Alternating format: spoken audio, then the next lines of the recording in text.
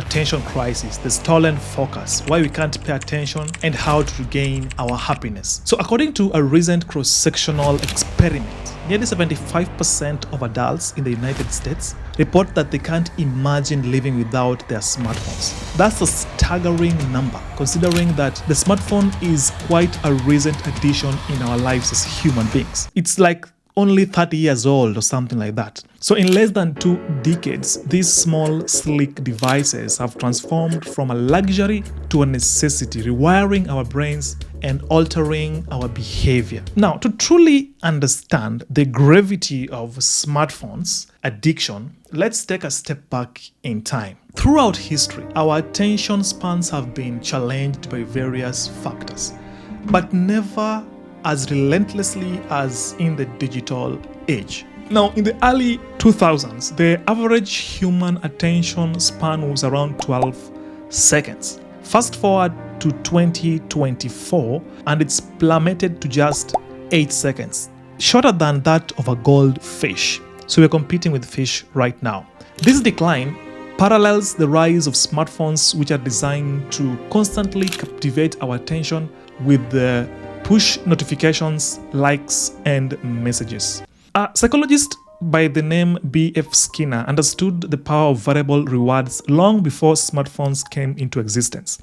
He conducted experiments with pigeons showing that when rewards are unpredictable, the behavior becomes highly resistant to extinction. In the context of smartphones, every notification, like, or message is a potential reward, and we've become addicted to this unpredictability. It's like pulling the lever of a slot machine, hoping for a jackpot of social validation. Smartphones are not just mere tools. They are meticulously designed to keep us hooked. And the app developers employ behavioral psychology techniques to create addictive experiences. Now, as Tristan Harris, a former Google design ethicist, put it, if you're an app, how do you maximize addiction?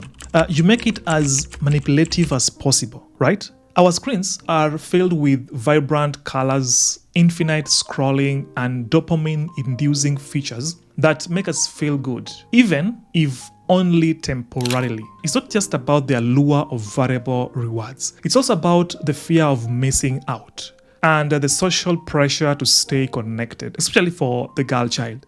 Psychologically, these devices tap into our basic human needs for connection and constant validation. Every notification becomes a hit of dopamine, reinforcing that particular behavior. So the question is, how can you deal with it? It's a problem, and it's evolving to even be a bigger problem. Now, here are quick tips to deal with our smartphone addiction that I think can really help us save time and save the human race as we know it today. Now, with everything, the first thing that you want to do is you want to recognize that problem. And I've painted for you clearly the problem. We want to be cognizant of the smartphone addiction that we have. So recognize the smartphone addiction. The first step in overcoming smartphone addiction is self-awareness. Now, I decided to check just how much I'm addicted to my smartphone. Luckily, for most of us, our smartphones comes with a wellness app that records how long we spend on each app. And you can just go on your phone and check that out. I think right now, most of us spend majority of our phone on social media apps. In America, it must be TikTok because America has the highest number of people using TikTok. So that is the first step, recognizing just how big of a problem or how much you're addicted to your phone using those apps that record just how much you spend on each app. Then, of course, the next step is you want to do what you call digital detox. So what is digital detox? You want to consider periodic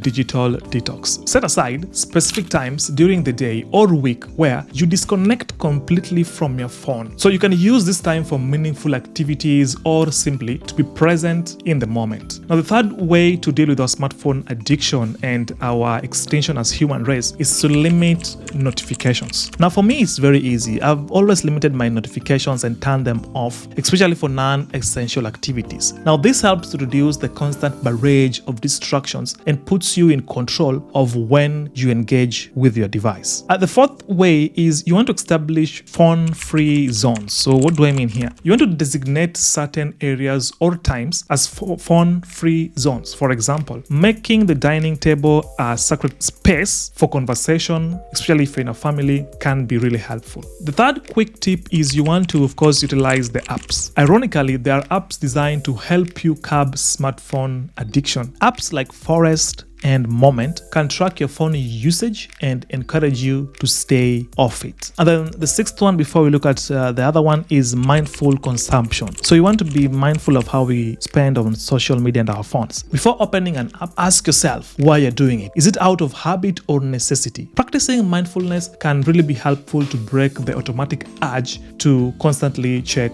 your phone. And then the other one is set screen time limits. This is very important. So most smartphones, again, now often have screen time tracking and limits. Use these features to restrict your daily usage to a reasonable amount. Of course, I've employed some of these things in my life, and I've found that I've become more productive and engaged in my work, and overall I've just become more happy and satisfied with what I've got. I no longer let the phone control me or use me. I use the phone to my advantage. As a content creator, it is not easy being without my phone, but I know it can be done. Now, my phone addiction was hindering my productivity and ruining my relationships and my finances. With self-awareness and determination, I've taken back control of my life, and this has really helped me transform my life for the better. And talking of transforming your life, if you want to be more productive, then one thing you have to deal with is procrastination and get things done. That's why I went ahead some times back and I did an amazing video on some of the actions you can take to start getting things done and stop procrastinating. If you want to check out that video and enjoy the cool tips and tricks I have, the link will be here. Please click it and watch it. Please don't forget to hit the like button and subscribe. It really helps the channel and the team behind the channel.